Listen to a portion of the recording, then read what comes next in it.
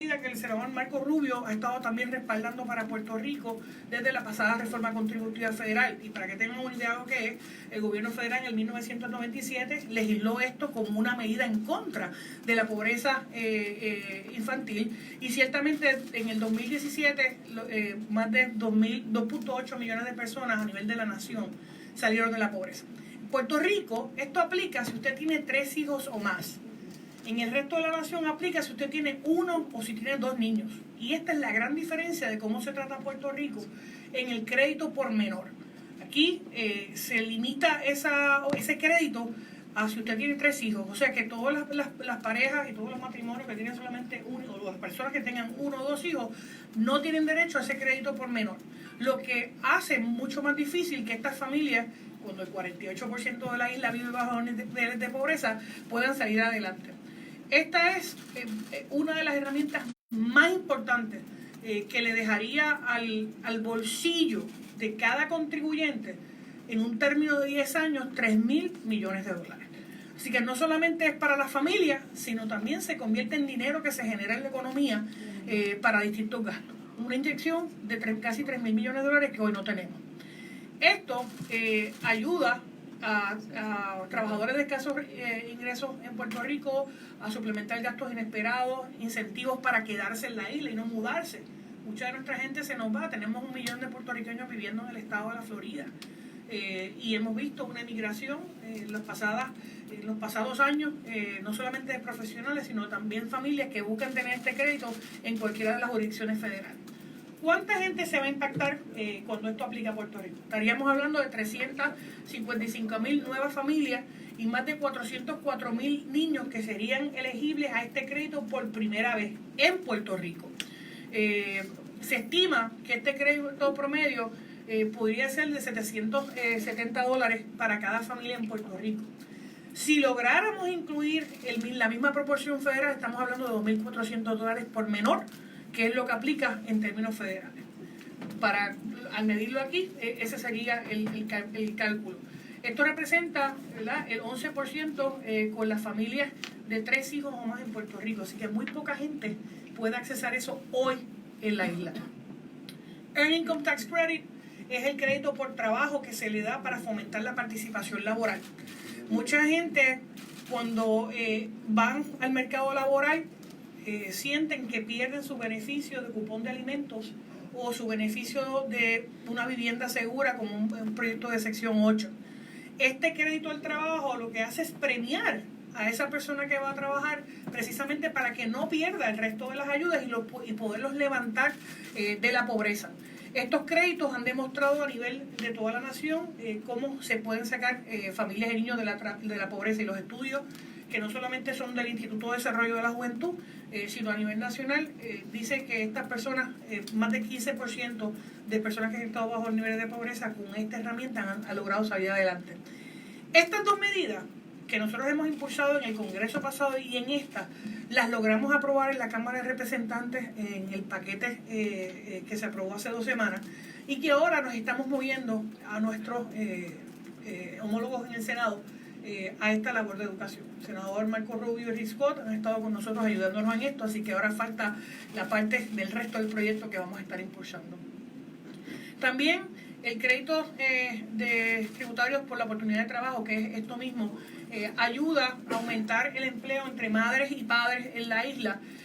Y nosotros tenemos una versión de este crédito local, pero jamás con el recibo de fondos federales, que obviamente aumenta cuántas personas pudieran estar sacando a sus hijos de la pobreza.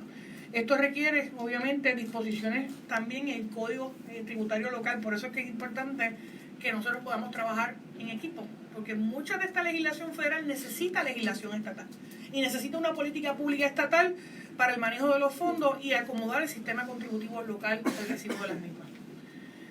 Quiero dejar, ¿verdad?, en este momento al licenciado Pedro Pierluisi para hablar precisamente de cómo estatalmente se maneja el matrimonio de estas propuestas. Sí.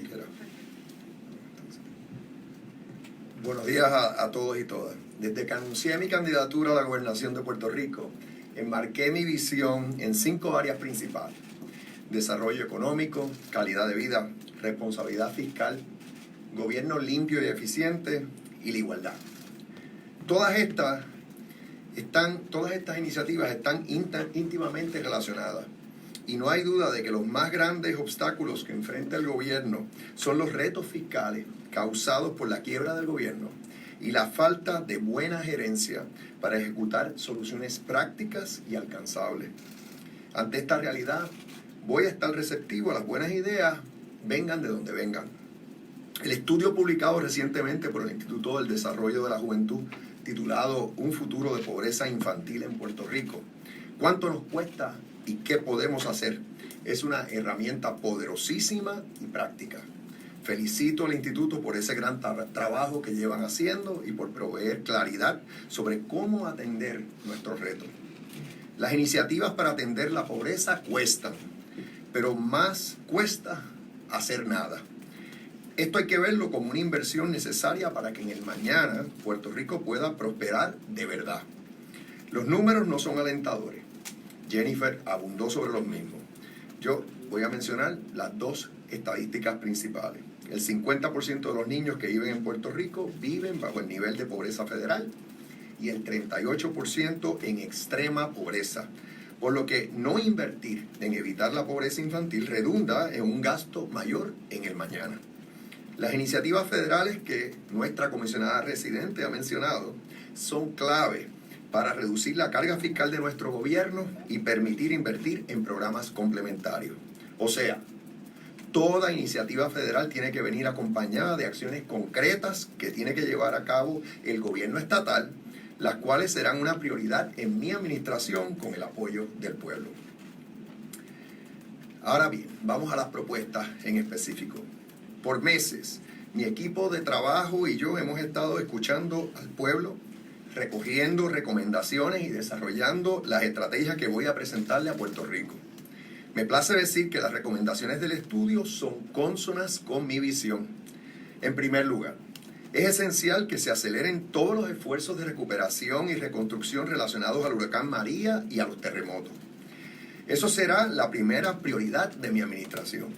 El sentido de urgencia tiene que guiar al gobierno de Puerto Rico, pues nuestra gente, nuestra economía, no pueden esperar más a que se atiendan los retos de vivienda, la reconstrucción y transformación de nuestro sistema eléctrico, el acceso a servicios de recuperación a individuos y comercios, entre otros.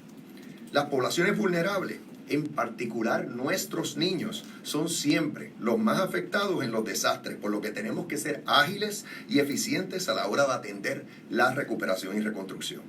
Segundo, he venido subrayando la importancia de invertir en una educación pública de calidad. Ello a través de, como señala el Instituto, políticas económicas y laborales. Una de las iniciativas que impulsaré será la expansión de empleos para jóvenes en el gobierno. Esto es un win-win, como dicen en inglés. El gobierno está necesitado de talento, pues con tantos recortes y retiro incentivado, ha perdido mucha capacidad operacional. Es hora de parear la oferta del talento de nuestros estudiantes que buscan una primera oportunidad de empleo con la creciente demanda del gobierno de contar con personal talentoso y educado. Asimismo, tenemos que expandir las iniciativas del DEC para proveerle capital semilla a jóvenes emprendedores que prefieren trabajar por su cuenta para progresar. Tercero, el Instituto ha identificado la necesidad de implantar políticas que eliminan las barreras al empleo, como el bajo aprovechamiento y la deserción escolar. He propuesto expandir los programas de horario extendido a los niños en las escuelas públicas. Contando con fondos del Departamento de Educación Federal y con el tercer sector, desarrollaremos un plan piloto de programas de horario extendido en el que los estudiantes puedan tener estudios supervisados, clases de dominio del inglés, deportes, artes y otras oportunidades. Junto a maestros activos que opten por entrar al programa, traeremos maestros retirados sin afectar su pensión a trabajar a tiempo parcial de 3 a 6 de la tarde, creando mayor calidad educativa y diversificando la oferta curricular para nuestros estudiantes. Cuarto, Creo firmemente en que el Departamento de Educación tiene que expandir su oferta especializada. He propuesto expandir el programa Montessori, las escuelas especializadas en ciencias y matemáticas y en educación bilingüe, así como las escuelas vocacionales. Nuestros maestros y consejeros en la escuela superior son clave a la hora de guiar a nuestros jóvenes con destrezas particulares a escoger los ofrecimientos académicos o escuelas que mejor puedan facilitar su ingreso a la fuerza laboral. Quinto, tenemos que brindarles a nuestros estudiantes preescolares mejores programas de desarrollo temprano, contando también con nuestro tercer sector y asignando con mayor efectividad los fondos federales de educación. Es importante lograr mayor participación de nuestros niños en los programas de Head Start y Early Head Start, que solo atienden al 48% y al 6% de los niños elegibles respectivamente. Y finalmente, la Universidad de Puerto Rico es clave en este proceso, pues nuestro primer centro docente puede venir al rescate. Es necesario que la UPR sea el laboratorio de enseñanza principal, no solamente para jóvenes estudiantes, sino también para ayudar a adiestrar a nuestra fuerza laboral en áreas clave, tanto de forma presencial como remota. La UPR debe tener un rol clave en el adiestramiento continuo de nuestros maestros, particularmente para plazas de difícil reclutamiento. Aprovecho para reiterarme en que no debe haber más recortes a la UPR, pues ya ha recibido demasiadas reducciones en su presupuesto y la necesitamos fuerte para que sea una fuente de desarrollo para Puerto Rico. Gobernar bien incluye el arte de establecer prioridades a la hora de gastar los dineros del pueblo. Todo Puerto Rico se va a beneficiar de invertir en iniciativas que nos ayuden a detener y revertir la pobreza en nuestras familias. Inclusive, el plan fiscal provee para iniciativas de inversión en nuestro capital humano, por lo que es consistente también con nuestras propuestas. Nuestra gente y las próximas generaciones se benefician, nuestra economía se beneficia y el gobierno se beneficia cuando logra ahorros en las áreas de seguridad, salud y beneficencia pública como resultado de las iniciativas que ha mencionado tanto la comisionada residente como este servidor. Pueden contar conmigo, al igual que con nuestra comisionada residente, para echar adelante estas iniciativas. Muchas gracias. Primero agradecerle al licenciado Pierluisi el que haga suyas y nuestras, ¿verdad? Las propuestas que ha establecido también el Instituto de Desarrollo de la Juventud. Nosotros hemos estado trabajando con ellos por los pasados 3 años, inclusive haciendo en la capital federal adiestramientos para miembros del Congreso y personal congresional.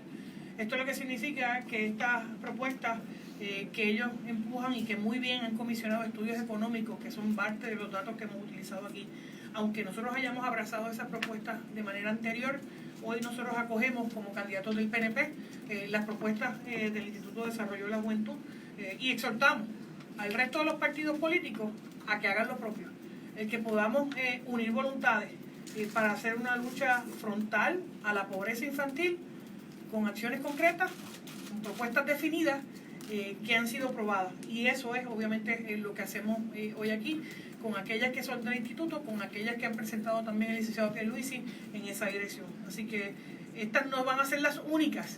Hoy es la primera vez que presentamos en ese marco de pobreza infantil, pero tendremos también obviamente las distintas áreas de gobierno y tanto a nivel estatal como federal, porque hoy ciertamente, como me decía el licenciado Pierluisi, el gobierno de Puerto Rico, la gobernanza en Puerto Rico se ha federalizado por la cantidad de fondos federales, obviamente, que pagan los programas estatales y debemos saberlos aprovechar.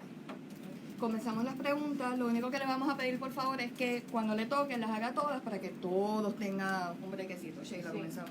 Ahí está de cocina.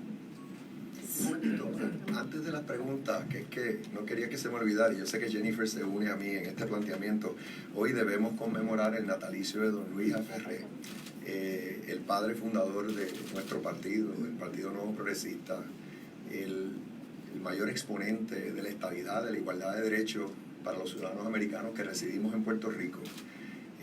Así que, nuevamente, yo creo que hoy es un día simbólico e importante para todos los que estamos afiliados al Partido Nuevo Progresista y creemos en la estabilidad. Y por eso pues quiero hacer esta expresión. Por otro lado, también nos solidarizamos con todos los miembros de la Fuerza Policíaca en su semana. La seguridad pública sigue siendo un tema de la mayor prioridad para todo nuestro pueblo. Y esos hombres y mujeres que visten el uniforme de la policía exponen sus vidas de día a día, no tienen la compensación, el equipo y el apoyo que merecen. Así que nuevamente los felicitamos. Adelante. ¿Usted va para Ponce? Permiso, vamos en orden. Comenzamos con Metro, por favor. Buenas tardes. Si ya se están acogiendo lo que son las propuestas del Instituto de Desarrollo de la Juventud, porque ellos no están aquí con ustedes hoy haciendo, ¿verdad?, formando parte del anuncio. Y segundo, dentro de la población que cae bajo los niveles de pobreza de niños, de la población infantil, están los estudiantes de educación especial, que ha sido una población desplazada y que gobiernos tras gobiernos siguen enfrentando los mismos problemas y las mismas limitaciones, tanto en la niñez temprana como cuando empiezan esa transición hacia la adultez. ¿Cómo estas propuestas de ustedes abarcan a esa población de educación especial? Esas dos preguntas. La primera es, nosotros hemos trabajado, en el caso mío, en la capital federal con el instituto de manera directa por los pasados 3 años. De hecho, hemos trabajado en conjunto y ellos han hecho labores de cabildeo y tan reciente como hace una semana hicimos un foro sobre este asunto en la capital federal. Hoy nosotros estamos aquí como candidatos políticos, ¿verdad?, a revalidar la comisaría residente y el licenciado Pierluisi como gobernador de Puerto Rico.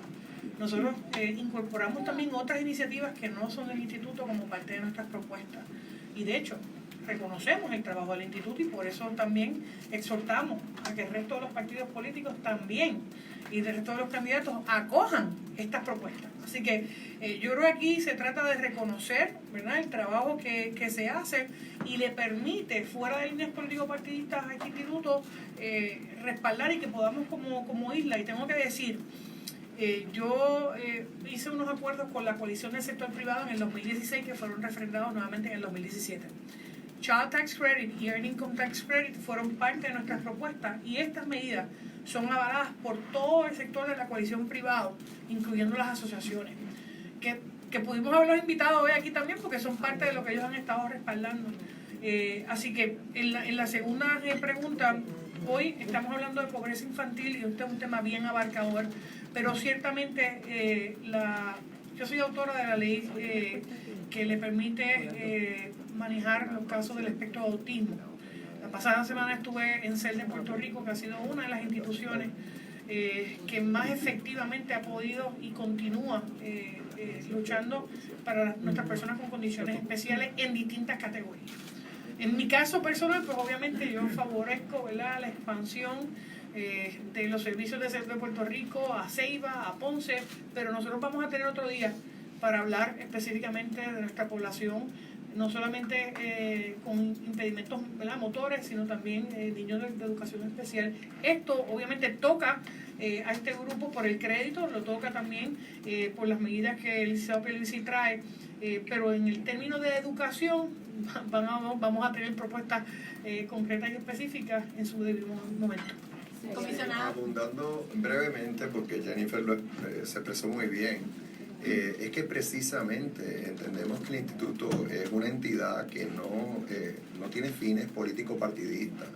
Así que en respeto a su función, pues nosotros estamos llevando a cabo esta conferencia de prensa como candidatos de un partido en particular, el Partido Nuevo Progresista, y no es necesaria la presencia del instituto. Al revés, lo que estamos haciendo es elogiando al instituto. Y tengo que decir que yo, que no estuve en la vida pública en los últimos 3 años, salvo desde que anuncié mi aspiración a la gobernación, sí puedo decir que tan pronto se dio a la luz pública el informe del instituto, y yo había hablado con Jennifer en ese momento dado sobre este tema, yo le impartí instrucciones al grupo de plataforma de mi equipo de trabajo que lo estudiaran y me hicieran recomendaciones al respecto.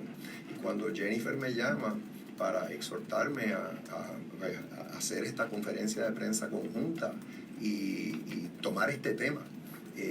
Yo enseguida reaccioné diciendo que sí, porque estaba pensando bajo la misma línea. Yo estudié el informe del instituto y me pareció muy bien. En cuanto a educación especial, solo voy a decir que en esa área, como en tantas otras, lo que está pasando en Puerto Rico es falta de ejecución de nuestro gobierno.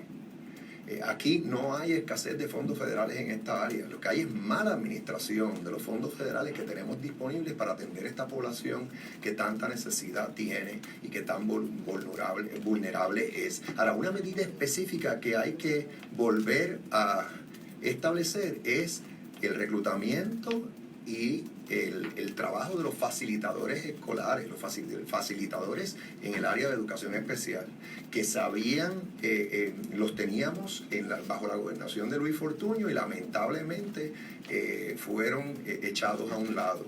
Y eso hay que volverlo a establecer. Y yo sé que van a ser de gran ayuda para las familias que tienen niños con condiciones especiales. Celia. Dándole seguimiento, tengo una palabra comisionada, pero darle seguimiento a la de bien Luisi. En ese sentido, le pregunto, cuando se hablan de los STAR, que es el primer paso que dan los niños, ¿no? ¿Cómo entonces también a nivel de la escuela pública, ¿verdad?, que mayormente se puede tomar estrategias para que sean lo más efectivo posible a los fines que cuando los estudiantes estén cogiendo pruebas metas, estén cogiendo los exámenes para entrar a las universidades, sí puedan entrar a las universidades y no se queden atrás? Sí, bueno, en cuanto a Head Start y Early Head Start, que lo mencionaste, ahí yo entiendo que debemos tratar de aumentar el porcentaje de los niños que participan en estos programas. Es muy bajo, 48% en Head Start y 6% en Early Head Start. Y ahí estamos hablando precisamente de cuidado de niños a nivel preescolar, irlos preparando para cuando llegan a las escuelas. Y ese es el reto. Si tenemos que establecer programas nuestros para complementar los de Head Start y Early Head Start, lo debemos hacer. Claro, en su momento uno tiene que evaluar el presupuesto, establecer prioridades, pero esta puede ser definitivamente un área de prioridad. En cuanto a las pruebas de aprovechamiento, mi reacción siempre ha sido que es bien importante que a los niños y a los jóvenes se les eduque, no necesariamente con miras a que salgan bien en una prueba de aprovechamiento en particular, sino se les dé una educación integral, que estén debidamente preparados, no meramente para salir bien en una prueba, sino para enfrentarse en su día, buscar en su día empleo y tener éxito en la economía, para lograr comenzar su propio negocio como tantos jóvenes quieren. Tenemos muchísimos jóvenes emprendedores que no les interesa un trabajo de 9 a 5 y menos a salario mínimo, que prefieren que les den un empujoncito. Por eso yo hablo de vamos a darle capital semilla. Tenemos otros jóvenes que terminan sus estudios, pero lamentablemente no consiguen empleo en su área de estudio. Y por eso hablamos de un programa de primera experiencia de empleo de trabajo en el gobierno que se puede establecer por 1 o 2 años. Le da esa primera oportunidad a los jóvenes de obtener trabajo en sus áreas de estudio. Pero a nivel universitario tengo que decir que tenemos que mejorar también para estar seguros que los ofrecimientos académicos que tenemos, y por eso yo mencioné también las escuelas vocacionales, son los adecuados. Están a tono con las necesidades de la economía, del mercado, porque estar propiciando que nuestros jóvenes estudien en áreas donde no hay demanda, no les hacemos un bien, ni a los jóvenes ni a Puerto Rico. Entonces le quiero preguntar, me gustaría que la comisionada también, que habló de la preocupación que tiene también por los estudiantes del área sur, ¿cómo ustedes van a complementar estas propuestas cuando todavía se habla de más cierre de escuelas? Mira, el cierre de escuelas, ¿verdad? Eso es otro tema, pero se da también en proporción a la despoblación que hemos tenido, ¿verdad? Hemos perdido población en Puerto Rico y por lo tanto cuando tú pierdes población, los servicios que se daban pues, se van reduciendo para poder cumplir con lo que tienes. De hecho, hay en algunos pueblos que algunas de esas escuelas cerradas van a tener que ser reabiertas. En el área sur, estaba yo con el alcalde de Guayanilla, me estaba diciendo antier que una de las escuelas que se había cerrado posiblemente están haciendo el assessment a ver si la estructura física puede abrirse, ¿verdad? Una estructura antigua. Tú mencionabas, ¿verdad?, en términos de las propuestas estatales y federales, la pobreza infantil en Puerto Rico tiene rostro en la montaña. El 84% de nuestros niños en la montaña están bajo los niveles de pobreza. Cuando sus padres se ganan más o menos casi $3.900 al año, cuando lo comparas con familias con niños que están fuera de los márgenes de pobreza, que se pueden ganar de $40.000 en adelante. ¿Por qué yo les traigo esto? Porque hay también unos elementos sociales. La mayoría de las familias y de los niños que están sobre el nivel de pobreza tienen una familia donde está mamá y papá tienen trabajo. Hay una gran descripción de que muchas de las familias que están bajo el nivel de pobreza es o una mamá o un papá, donde a veces puede haber un solo trabajo o menos de los recursos. Así que tienen nuevamente el ataque social, ¿verdad?, de las familias monoparentales que están cayendo bajo esa descripción de niveles de pobreza. Y eso también afecta directamente lo que es la zona de la montaña en comparación con la zona metropolitana. Es bien dramático el uno ver que el corredor de la montaña es el donde tenemos más familias y niños bajo estos niveles de pobreza, y esa estructura familiar también los lleva a tener, ¿verdad?, los escasos recursos. ¿Por qué para nosotros como candidatos del PNP es importante atacar esto? Si nosotros no le damos esas herramientas en la niñez, el proceso cognitivo de estos niños va a verse reducido en sus estudios en escuela intermedia y superior, por lo tanto limita sus accesos a la universidad, y tú hablabas del acceso a la universidad, y le limitas más oportunidades de éxito. Y eso a la larga se convierte también en más gastos del Estado. Nosotros tenemos que propiciar todas esas herramientas y utilizando la Universidad de Puerto Rico, como mencionaba el licenciado Pierluisi, como motor de desarrollo educativo, de desarrollo económico y ciertamente desarrollo familiar. Así que por eso para nosotros es importante lo que estamos discutiendo. En cuanto a escuelas, solamente añado lo siguiente.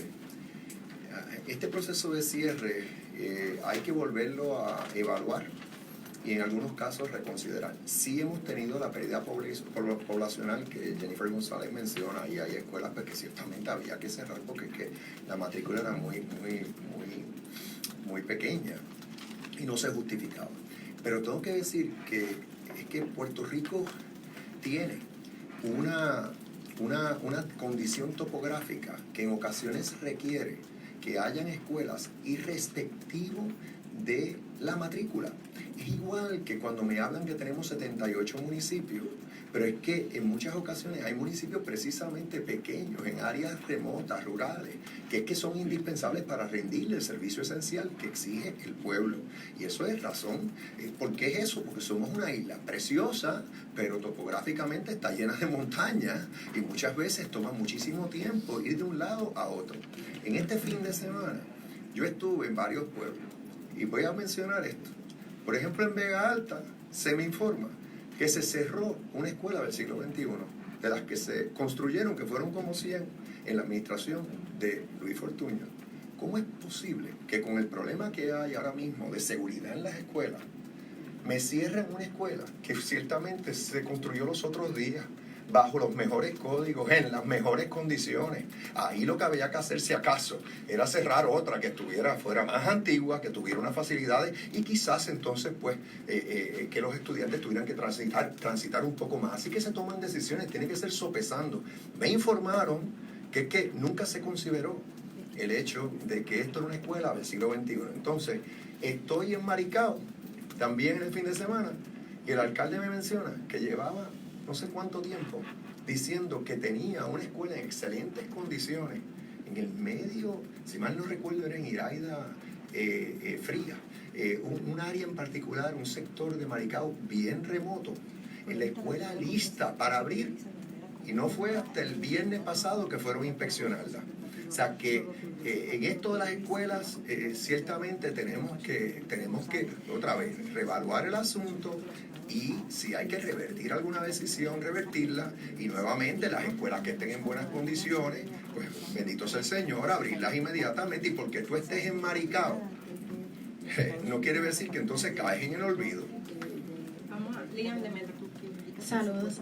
Muchas de estas propuestas requieren una inversión, como por ejemplo contratación de maestros retirados a tiempo parcial, horario extendido, empleos para jóvenes y que la UPR adiestra al personal.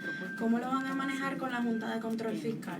Bueno, es que obviamente hay que mejorar la relación con esa junta y tienes que a la hora de montar un presupuesto tener tus prioridades claras y abogar por los cambios que tengas que lograr o llevar a cabo. Y las áreas en las cuales yo estoy reclamando nuevos programas son áreas tan necesarias, tan obvias, que yo quisiera ver a alguien llevarme a la contraria. Quizás conlleve un recorte en otra área, pero yo voy a mí ante esa junta para hacer los reclamos y tener la mayor credibilidad y la mayor efectividad al hacerlo.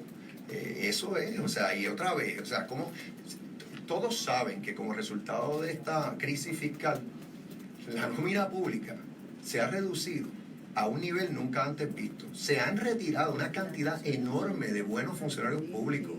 Ahora mismo lo que está pasando es que tú tienes un gobierno casi inoperante, agencias que parecen fantasmas.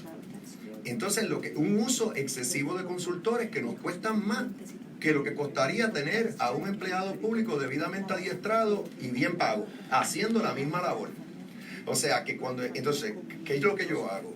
Pues yo propongo, pues como tenemos jóvenes con ganas de trabajar, acabados de graduar, que no encuentran trabajo en su área de estudio, pues ¿por qué el gobierno no puede, ya que necesita personal, contratarlos por 1, por decir 2 años, para que tengan esa primera experiencia de trabajo? Yo sé que pueden aportar muchísimo. Lo mismo aplica, por cierto, a personas de la mayor edad. Yo estoy seguro que hay muchísimas personas que tienen ya edad de retiro y están en buena condición de salud. Pues ¿por qué no el gobierno establecer un programa a tiempo parcial para personas de mayor edad, que no lo traje antes porque estamos hablando de pobreza infantil, pero lo doy como ejemplo, que va a ser costo efectivo? Entonces, cuando yo me plante ante la Junta y yo le demuestre a la Junta que lo que yo estoy proponiendo le sale más barato al gobierno y tiene más efectividad, yo quisiera ver si me van a llevar la contraria. No, yo estoy seguro que voy a lograr el cambio que necesitamos. Y recuerden que muchas de estas cosas ya se reciben los fondos federales. Lo que pasa es que no ha habido una distribución adecuada de los recursos para todas las escuelas y por niños, ¿verdad? Se aporta una cantidad federal por niño en Puerto Rico que lamentablemente la burocracia gubernamental retiene gran parte de esa aportación federal, distinto a lo que ocurre quizás en otras jurisdicciones. Buenos días a ambos. Yo tengo preguntas para lo que está diciendo el señor Pierluisi, ¿no?, sobre la Junta, pero no voy a romper la conferencia. Voy a permitir que se haga el tema y después, cuando se hagan las preguntas sobre otros temas, conversaré con ellos. Pero para ambos, cualquiera de los dos que me pueda responder, ¿esto no les parece lo que ustedes están diciendo, las propuestas, que es como el discurso de la paz? Es decir, ¿quién puede estar en contra de la paz? ¿Quién puede estar en contra de los niños? ¿Quién puede estar en contra de los niños que estén pasando bajo los niveles de pobreza y que necesitan mejor educación, necesitan la atención de todos nosotros? Pero todo el tiempo, todo el mundo ha dicho lo mismo. Es decir, ¿con qué hacerlo? ¿Cómo hacerlo? Es decir, porque prometerlo, se puede prometer, pero ¿cómo lo hago? Mira, hay dos cosas. Lo primero es que estamos en un nuevo ciclo electoral. Y esta se convierte en nuestra primera propuesta en conjunto para la próxima elección. ¿Y por qué esta? Porque el problema de la pobreza infantil te afecta a todo lo demás. Y tenemos una población bien vulnerable.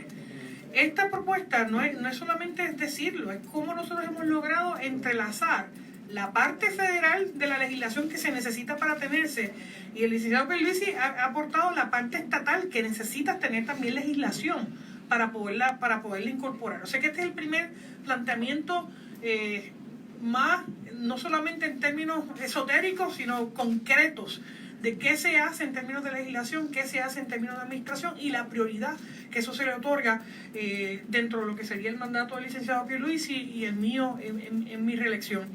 Nuevamente, hay cosas de aquí que ya estamos haciendo, por ejemplo el Child Tax Credit y el Earned Income Tax Credit, pero muchas veces la población ni el resto de los líderes de la isla entienden la magnitud de lo que estamos hablando y que pudiéramos ahora mismo todos respaldarla. Yo le agradezco a la coalición del sector privado. que ha estado respaldando estas medidas conmigo en los pasados 3 años en el Congreso. Y aquí hablo de la Asociación de Industriales, la Cámara de Comercio, todas y cada una de ellas. Estamos hablando de propuestas concretas y estamos exhortando a los otros partidos también y a los otros candidatos a que respalden estas propuestas, no solamente de boca, sino de prioridad, de que podamos trabajar inclusive fuera de líneas político-partidistas para que hagamos un ataque frontal a la pobreza. Eso no ha ocurrido nunca en Puerto Rico y nosotros queremos establecer cuáles deben ser las prioridades para la isla.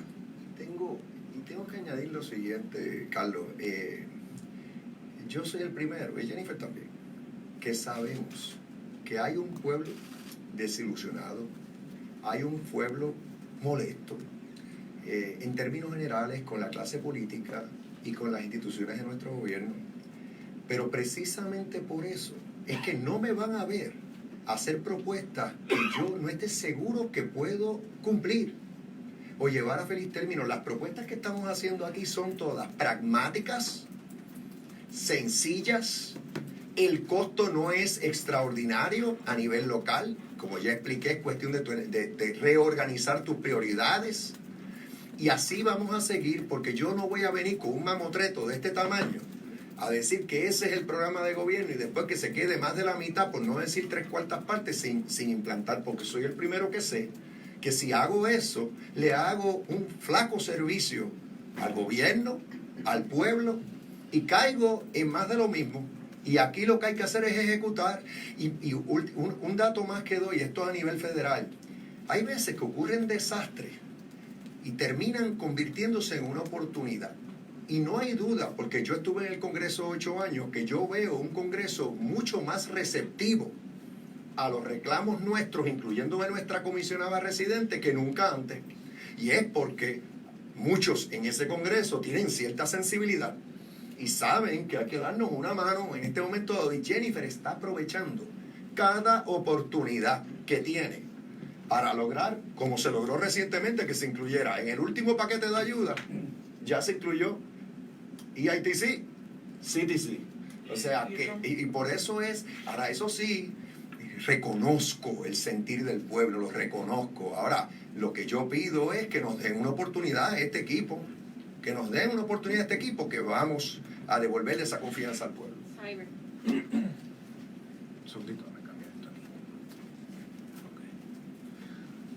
Ok, saludos. No, obviamente la pobreza de la niñez pues tiene que ver con la familia, ¿no?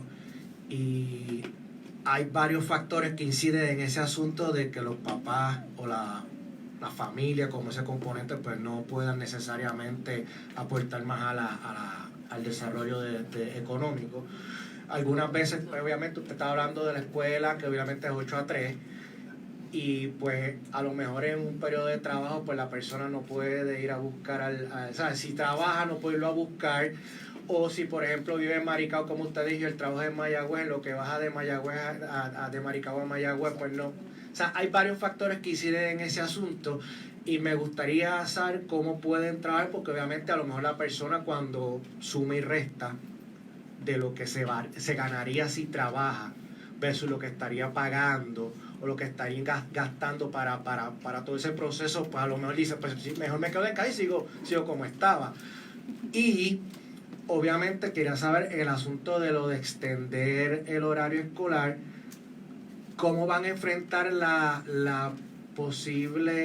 posible cabildo en contra, ya que ustedes saben, y en esta ocasión se está hablando mucho de que es un negocio sumamente lucrativo. Porque pues muchas familias que trabajan tienen que gastar un montón de dinero para esas tutorías, esos cuidados extendidos, etcétera, etcétera, y obviamente pues estarían ustedes haciéndole un daño a ese negocio por el lado.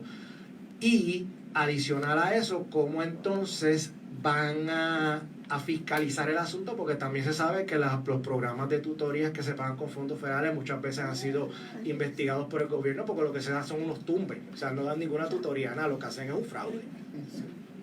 No sé si la premisa fue... ¿La cogió? Tiene varios aspectos tu pregunta y estoy seguro que Jennifer puede abundar si se me queda alguno. primero, precisamente el EITC, o sea, el crédito por trabajo, lo que busca es que la persona recibe un ingreso adicional, es como un reembolso que le dan cuando radica su planilla. ¿Para qué? Para empatar la pelea, para que tenga un incentivo para trabajar en vez de meramente recibir ayuda del gobierno, decir en el área nutricional o decir sección 8, cualquier otro programa de naturaleza de beneficencia social. Y lo que hace es que los estimula a ir al trabajo para empatar la pelea. Y tú mencionaste los que viven lejos, que tienen más costos de transportación, pues por ahí va el programa, y por eso es que es el mejor programa para combatir la pobreza que ha existido en los Estados Unidos. Y todo lo que estamos pidiendo es que nos aplique aquí en Puerto Rico. ¿Okay? En cuanto a lo del horario extendido, el horario extendido no está diseñado o motivado a sustituir esas tutorías que se pagan con fondos federales. Lo que busca el horario extendido es para que niños que irían no a recibir tutoría pagas con fondos federales, sino más bien a la calle, a exponerse al crimen, a exponerse al punto, a no tener supervisión en muchas ocasiones, porque son hogares en los cuales quizás padre o madre faltan, o los dos faltan porque están trabajando, y entonces puede ser que sea un abuelito o una abuela que los está cuidando. Pues para evitar eso, es una cuestión social, los dejas en la escuela. ¿Y qué puedes hacer en la escuela?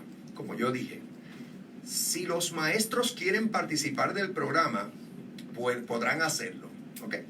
Pero si maestros activos no quieren participar porque prefieren ese tiempo para prepararse para su próximo día escolar y demás, entonces tenemos maestros retirados que yo sé que estarían deseosos de trabajar, por decir, de 3 a 6, porque pueden vivir cerca de la escuela en cuestión, y se les remuneraría, pero de forma tal que no se les afecte su pensión. O sea que esto se puede hacer. ¿Y qué harían los niños en esa escuela? Depende de la escuela como tal, su diseño. Por ejemplo, si hay áreas deportivas, puede ser para deporte. Si hay áreas en las cuales se practican las bellas artes, pues puede ser bellas artes.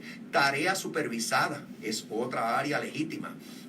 Por decir algunas. O sea que lo importante, y esto tendría que ir, ya hay algunos municipios en los que esto se está haciendo, pero es cuestión de expandir. Es como yo mencioné, en las Montessori, expandir. Las vocacionales, expandirlas. Escuelas especializadas en ciencias y matemáticas, escuelas bilingües, expandir. Porque todo eso que acabo de mencionar, todo está funcionando. Y lo que pasa es que entonces tenemos que maximizarlo. Andy. Buenos días, David Cordero, Nuevo Día. Comisionada, quisiera, si puede recapitular en las propuestas que habló, cuáles están incluidas en el paquete suplementario, que entonces pasaría a la etapa de trabajar con eso en el Senado, y cuáles son quizás nuevas propuestas o que no están incluidas en esos proyectos en primer lugar. Aquí el paquete suplementario incluye unas asignaciones de fondos para Puerto Rico de mitigación. Yo me voy a enfocar, ¿verdad?, para efectos del día de hoy, en las 3 medidas que logré que el presidente del Comité de Ways and Means incluyera, que son proyectos que yo radiqué. Nosotros habíamos radicado en la Cámara, tanto en el 2017 como en este término, el proyecto del Child Tax Credit, que era el proyecto HR 302 y el HR 754. Esto se convierte en el crédito federal por hijos, que en el caso de Puerto Rico la gran diferencia es que ya nosotros nos aplica cuando tenemos 3 hijos o más, pero no cuando tenemos el primero y el segundo. Así que, ¿cuántas personas hoy cualifican para eso? Hoy son elegibles solamente el 11% de todas las familias con hijos en Puerto Rico. ¿Por qué? Porque son los que tienen 3 hijos o más. Esto beneficiaría a las 350,000 de las familias, 404,000 niños nuevos, familias que no reciben este beneficio hoy. Esto en un plazo de 10 años estamos hablando de $3,000 millones al bolsillo del contribuyente. Esto no va, el gobierno no se queda con este dinero. Este dinero va directamente al bolsillo del contribuyente, y esta es la gran diferencia. Son medidas que literalmente mueven la economía porque no tienes que esperar que se desembolsen por Hacienda. Esa está en el paquete suplementario Esta aprobado en está Cámara. ya incluida en el paquete suplementario, y debo recordar que cuando hicimos la reforma contributiva federal, nosotros habíamos logrado que el Senado incluyera esto, luego se cayó, ¿verdad? El senador Marco Rubio ha sido el champion del CTC para Puerto Rico siempre, y es nuestro mayor aliado en este momento en esta lucha en el Senado, y de eso hablaremos más adelante de lo que estamos haciendo allá. La otra es el Earned Income Tax Credit, que es el crédito tributario que reducen obviamente en términos de pobreza. También nosotros habíamos radicado estas medidas en la Cámara y logramos que el presidente del comité nos las incluyera. De hecho, esto es un paquete suplementario de ayuda que por primera vez incluye medidas de índole contributivo. Y esto fue una de las cosas que algunos criticaron, que cómo tenía estas medidas contributivas. ¿Saben por qué? Porque la recuperación de Puerto Rico no debe ser solamente inmediata, debe ser una recuperación que incluya mediano y largo plazo para que Puerto Rico pueda ser sustentable. Y por eso, a base de eso, logré agarrarme para que fuera incluida. Esto obviamente va a variar por participante, pero debe estar generando entre 1.900 millones de dólares y 3.200 en un plazo de 5 a 6 años. La otra medida que, ¿verdad? Y esto obviamente los tipos de negocios que están incluidos, los salarios, cómo este crédito federal, ¿verdad? Ayuda. Y la otra medida que nosotros incluimos en ese paquete contributivo es el reembolso del arbitrio del ron. En el 2016, este arbitrio del ron expiró.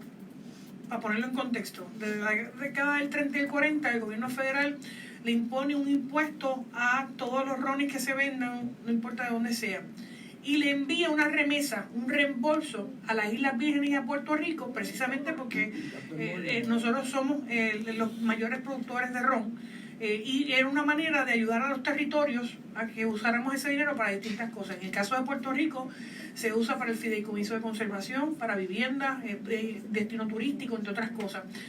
Esto se había expirado, así que Puerto Rico había dejado de recibir este dinero que se utiliza para reinvertir en la industria del ron y la creación de empleo. Ahora con esto lo logramos por 5 años. En la reforma contributiva yo logré incluir una enmienda para que hacerlo retroactivo y prospectivo por 5 años, que siempre es por 2.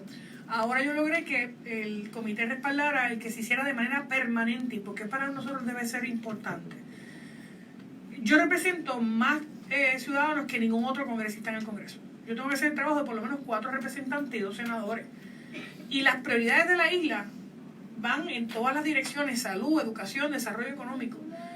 Para tú empujar cada una de estas medidas cada 2 años cuando se expira, literalmente se hace casi imposible la aprobación, aparte de que le quita a la industria el tener la certeza de que tiene un crédito contributivo para traer líneas nuevas, para abrir nuevas líneas en Puerto Rico. Y esto ha permitido en Arroyo Habichuela que, por ejemplo, Don Q en Ponce mantenga una operación ahora y haya aumentado su porciento de exportación en el crudo del alcohol. ¿Y cómo eso nos ayuda? Tenemos actividad económica corriendo. Así que esto también añade un porciento adicional de lo que se recibe en reembolso. Estas son las 3 medidas que están incluidas, ¿verdad? Para Puerto Rico. Muy bien, gracias, licenciado. Tengo 2 preguntas para usted. La primera, su statement fue que los fondos federales están, lo que hay es mala administración. ¿Se refiere a la administración de Wanda Vázquez desde que comenzó su gobernación o le extiende más allá de agosto de 2019? ¿Se refiere a la administración del entonces gobernador Ricardo Rosselló? ¿O de qué está hablando en primer lugar? Y en segundo lugar, un poco en la línea de la pregunta o del planteamiento del compañero aquí presente, cuando habla de las propuestas de la Universidad de Puerto Rico, y con todo el respeto, en efecto, son propuestas que se han escuchado una y otra vez. Por ejemplo, no más recortes al UPR, lo venimos escuchando hace mucho tiempo y los recortes han continuado. Yo creo que si pudiera ser más específico en cuál es su propuesta para la UPR, cómo se ata a esto que se ha discutido hoy, cómo va a aumentar el acceso a los estudiantes que se gradúan de escuela superior en términos económicos, cuál es su postura sobre los aumentos en los costos de matrícula, en el desarrollo del estado de la infraestructura de los recintos, si permanecen los 11, si se va a trabajar entonces en que haya reducción de recintos desde su punto de vista. Ahí incluiste muchas preguntas en una. Recuérdate que nosotros estamos... muy bien. Pero recuerda que tú incluiste muchas preguntas en una, es todo lo que estoy diciendo. Y yo voy a hacer un esfuerzo por contestarlas todas. Pero recuerda que hoy lo que esto es una primera conferencia conjunta en el área de pobreza infantil. En cuanto al área de educación especial, en esa área fue que yo dije, aquí no hay un issue de falta de fondos federales. Las quejas, muchas de ellas legítimas, de la población, son el resultado de falta de efectividad, falta de ejecución del Departamento de Educación en esa área. Y al que le caiga el sayo, que le caiga, sea quien sea, porque estas quejas vienen de hace muchos años. Como todos saben, hay hasta un caso ante los tribunales, hay hasta posibles multas, y esto no es nada nuevo, y en eso te doy la razón. Ahora, ¿qué es lo que yo estoy diciendo? Pues que es un issue, sí, gerencial, que tienes que mejorar la efectividad. Entonces mencioné una medida en particular, que son los facilitadores, que para mí estaban dando resultados, desaparecen del mapa, y yo digo, vamos a revertir eso. Ok, cuando hablamos entonces de la universidad, tengo que recordarte que yo todavía no soy gobernador. Yo todavía no puedo hacerle reclamos a la Junta de Supervisión Fiscal. Me estoy comprometiendo a hacerlo y con la mayor credibilidad y efectividad. Básicamente diciéndole a la Junta que si ya a la universidad se le ha cortado alrededor del 40% de los dineros que recibía del gobierno central, que es tiempo de dejarla respirar, dejarla asimilar ese recorte, porque aquí hay unos issues también gerenciales y administrativos en la universidad que atender. La universidad en curso están una serie de medidas, pero todavía no todas han dado resultados. Y hay que, pues, otra vez, darle un respiro. Me hablaste de cosas específicas que realmente le competen a la administración de la universidad, pero yo te puedo comentar, para ser responsivo a tu pregunta, yo tengo el hábito, por no decir manía, de contestar todo lo que me preguntan.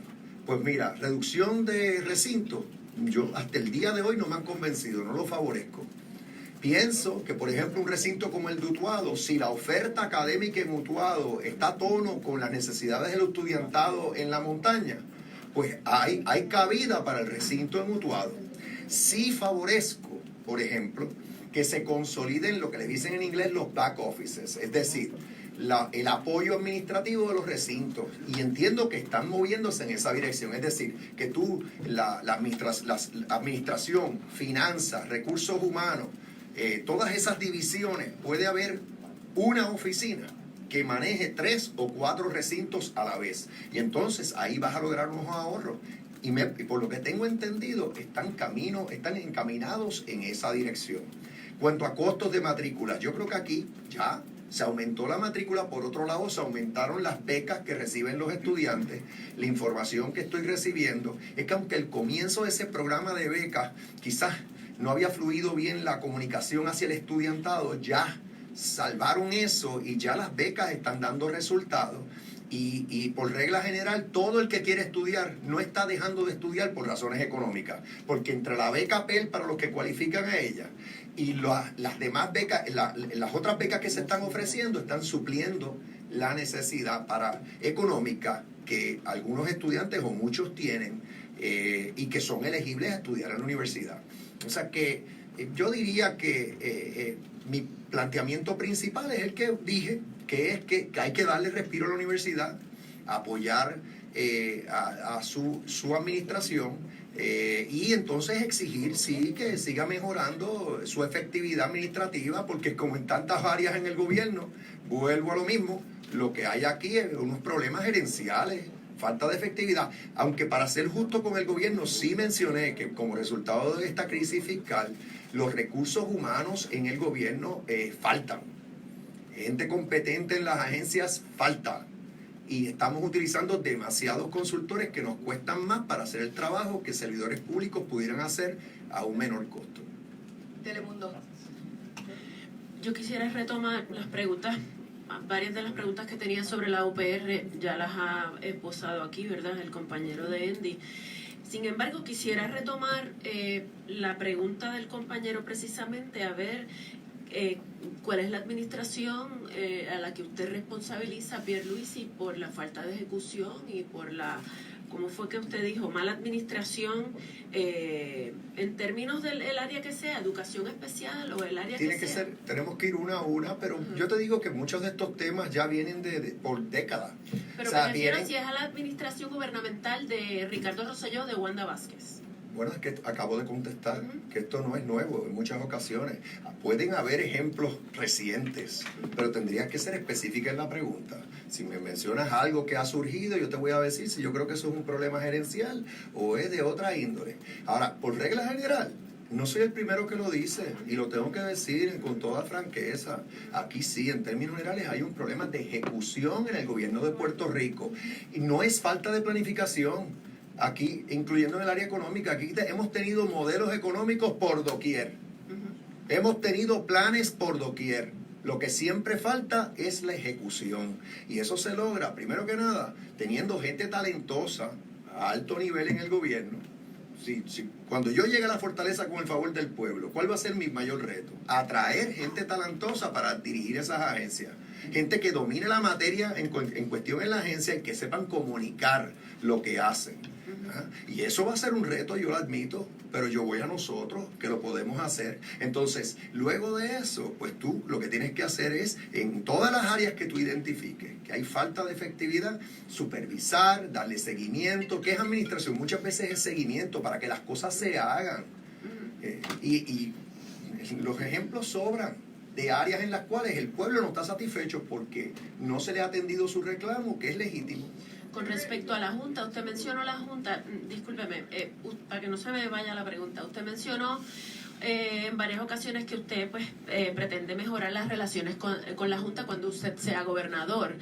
¿Cómo pretende hacer eso usted cuando la Junta ahora lo que ha pedido son recortes, sobre todo a la Universidad de Puerto Rico y a todas las partes del gobierno? Como lo expliqué. O sea, yo lo que voy a utilizar es precisamente el conocimiento que tengo de la ley promesa, de cómo opera la Junta, la razón de ser de la Junta, la credibilidad que tengo por mi trayectoria, el trabajo que yo he llevado a cabo, incluyendo cuando fui asesor legal de la Junta. Todo eso lo que hace es que me torna en un defensor más efectivo de lo que necesita el pueblo de Puerto Rico ante esa Junta. Entonces el reclamo de la universidad es un reclamo muy pragmático, muy sensible, es decir, ya.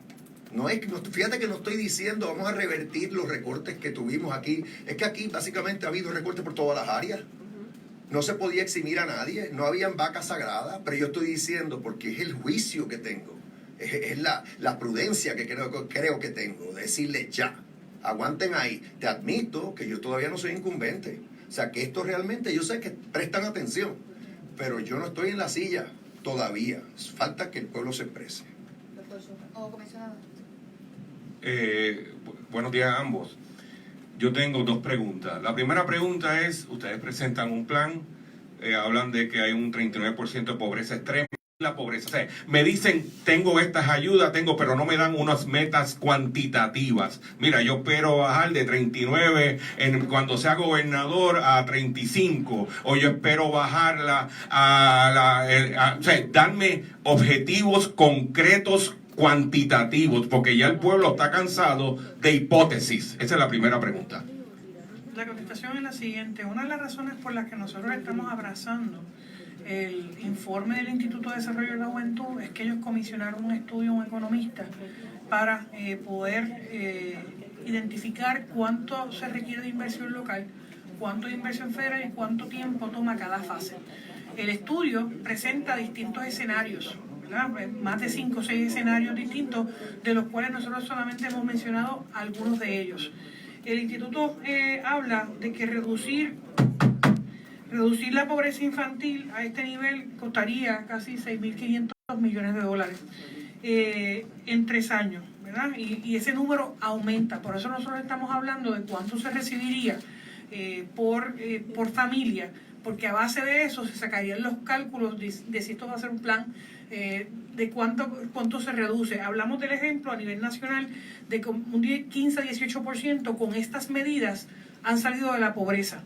Vamos a extrapolar eso, ¿verdad? A Puerto Rico, así que nosotros pudiéramos estar hablando en un término de 10 años, estaríamos hablando de un 15 o un 30%. Pero los números, yo concurro con la propuesta del instituto que hiciera un estudio económico para eso. O sea que lo que ustedes están diciendo es que del 39%, una tercera parte de eso con este plan sería la meta que ustedes tienen a corto plazo cuando entren a la gobernación. ¿Eso es lo que estamos hablando? Estamos hablando de que nosotros estamos acogiendo la recomendación del instituto que estudió esto con un economista, y por eso es tan importante reconocer eso. Nosotros estamos utilizando la data del instituto de lo que estas medidas pudieran tener. No, lo digo porque como ustedes están asumiendo de que va a haber una asignación de fondos federales. Tiene que haberla. Exacto, tiene que haber una asignación de fondos para poder atender eso. Para poder atender eso. O sea, si yo logro conseguir esta cantidad de dinero, yo entiendo, basado en el estudio del instituto, yo entiendo que con el gobierno, con esta cantidad de dinero, de 39%, yo lo voy a bajar a 30%.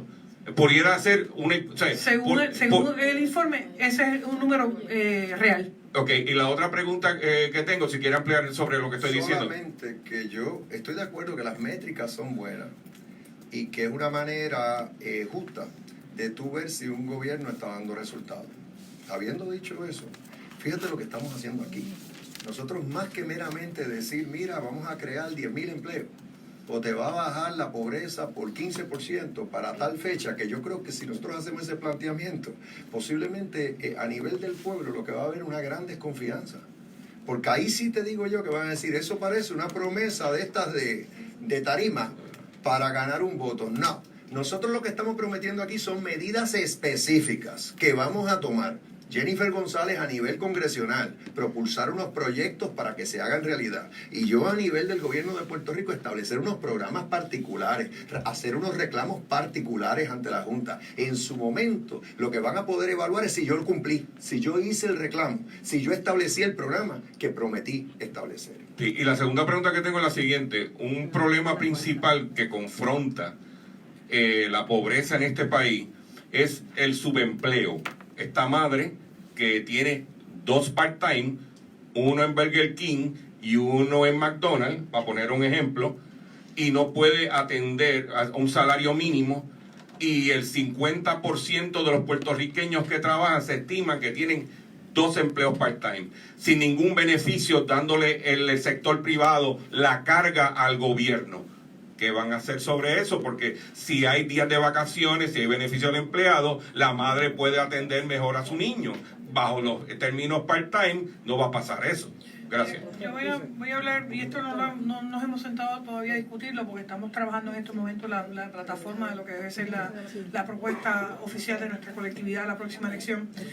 Pero como hija de 2 papás que tenían 2 y 3 trabajos cada uno, yo estudié en escuela pública, elemental, intermedia y superior. Mi papá era director de escuela, mi mamá orientadora escolar, y obviamente cada uno daba clases en la universidad, daba tutorías de noche, trabajaban los 6 días a la semana. Así que yo viví eso en mi casa.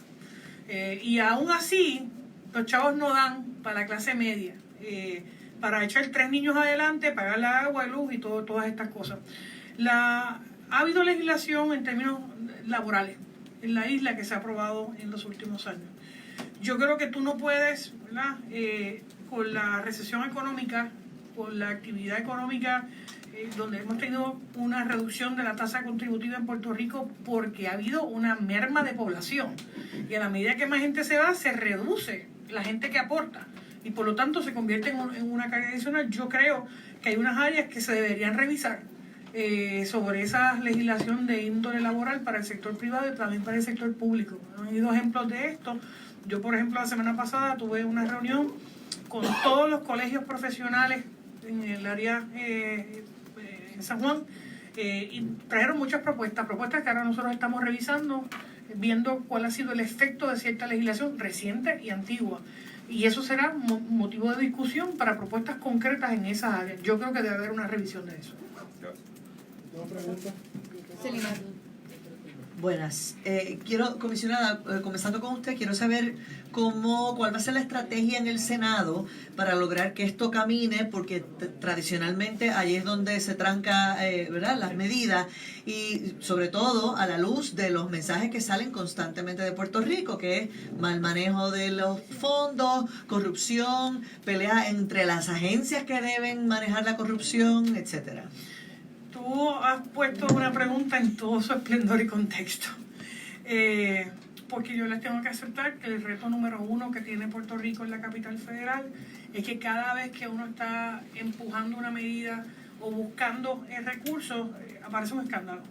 Aparece un escándalo de un arresto o un escándalo que lacera la imagen de lo que se está utilizando correctamente el dinero federal que se asigna. Y ese, debo aceptar, ha sido mi mayor reto como comisionada residente estos pasados 3 años.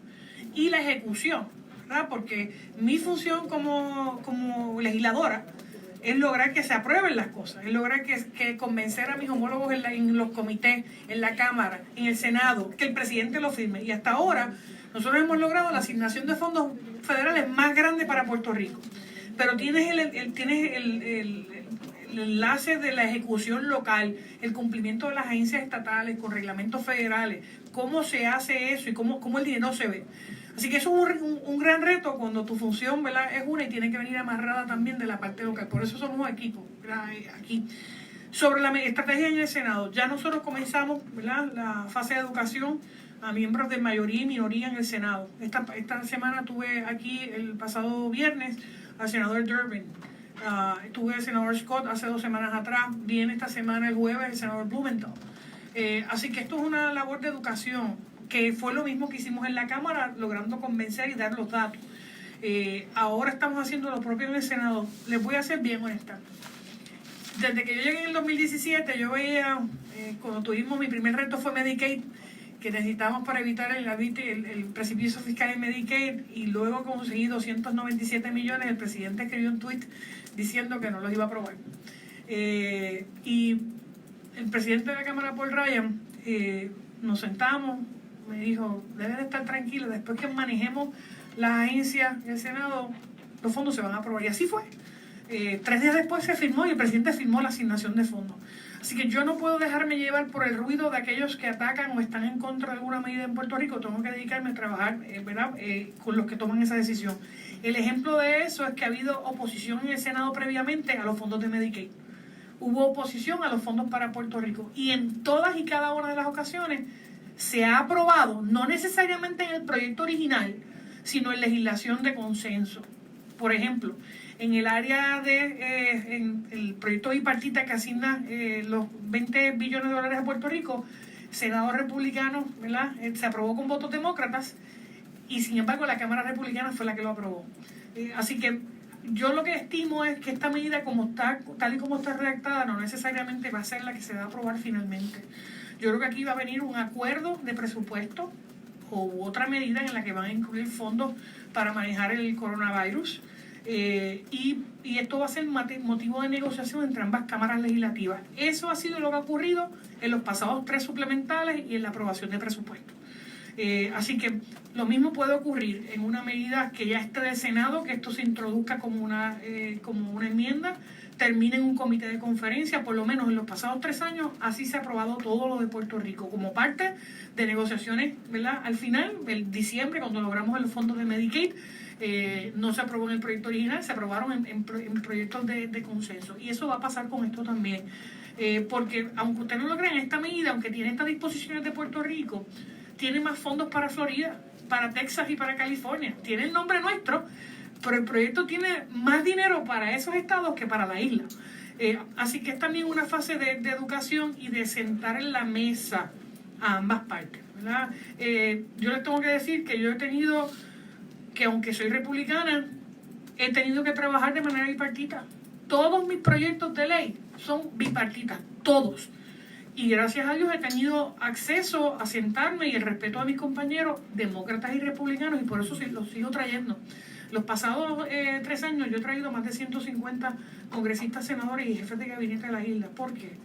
Porque no es lo mismo mandar una carta que llevarlo al sector de Utuado donde se cayó el puente.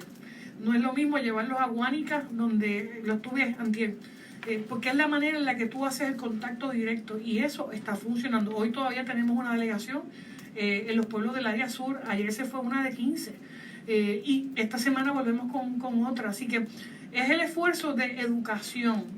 El reto mayor, sí, que cada vez que aparece un escándalo que se tiene que manejar de manera inmediata, ese es el reto que tenemos como pueblo, pero la necesidad está ahí, ¿verdad? Y todavía yo creo que el licenciado Pierluisi habló de algo bien importante, el sentido de urgencia.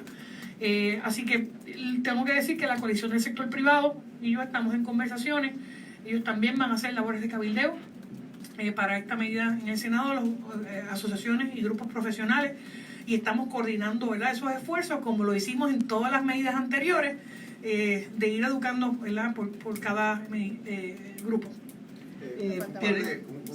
Solamente muy breve, porque Jennifer lo cubrió en detalle, pero con mi experiencia y lo que he visto en años recientes, puedo decirles que en el Congreso nadie tiene el sartén agarrado por el mango. Y eso lo que significa es que aunque ustedes vean hasta el propio presidente u otros líderes congresionales hacer expresiones que se pueden percibir como negativas hacia Puerto Rico cuando hay alguna ayuda pendiente, al final del camino termina en una negociación, que es lo que acaba de decir Jennifer. Y quizás no acabamos donde arrancamos, pero siempre, hasta ahora, con Jennifer González en la comisaría, hemos salido adelante. Ahora, eso sí, tengo que decir, estoy de acuerdo que hay un issue de credibilidad ante el gobierno federal, y Jennifer lo explicó muy bien, pero también tenemos que recordarle al mundo entero que el único caso de corrupción significativa que tiene que ver con los fondos, los programas, las iniciativas luego del embate del huracán María es un caso federal que está pendiente ante el Tribunal Federal, que a quien envuelve es a funcionarios federales y contratistas federales. No hay un solo caso de corrupción relacionado al gobierno de Puerto Rico o sus funcionarios que tenga que ver con María. O sea que no podemos tampoco permitir que usen eso de excusa. Por otro lado, yo, y anteriormente hablé de falta de ejecución, pues ahora lo voy a decir, voy a ser todavía más preciso. ¿Dónde hay falta de ejecución? En el desembolso, en el gasto de dineros que ya nos han asignado como resultado de María. Y las estadísticas están claras. Tenemos que acelerar el paso. Tenemos que actuar con sentido de urgencia, porque si no a Jennifer, yo estoy seguro que le dicen, pero ¿cómo es posible que me estén pidiendo, por decir un número, 8.200 millones de dólares adicionales y solamente me han gastado 10 millones hasta el día de hoy?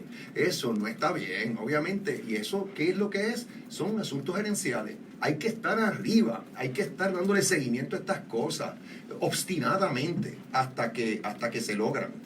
Si no, pues afecta nuestra credibilidad. Quiero añadir algo más sobre ese sentido.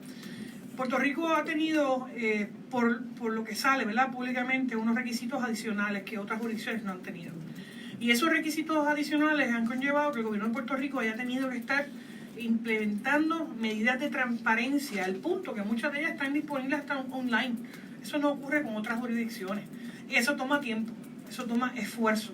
Y eso dificulta también, ¿verdad?, el que uno vea el acceso inmediato de esos fondos aprobados. Así que tienes sobre ese problema, el problema de falta de capital local para comenzar obras, que es lo que nos pasa en Vieques, ¿verdad? Se aprobaron los fondos, están disponibles, pero tú necesitas que el gobierno municipal tenga los fondos para invertir y pedir el reembolso. Eso ha pasado en distintas áreas. Por eso el elemento de la Junta también en algunos casos ha sido entorpecedor y se requiere apellido. Y los contratistas de Cobra es un caso estrictamente federal. No ha habido un solo caso radicado contra ningún funcionario del gobierno local, a diferencia quizás de otras jurisdicciones donde han habido casos con los fondos de mitigación.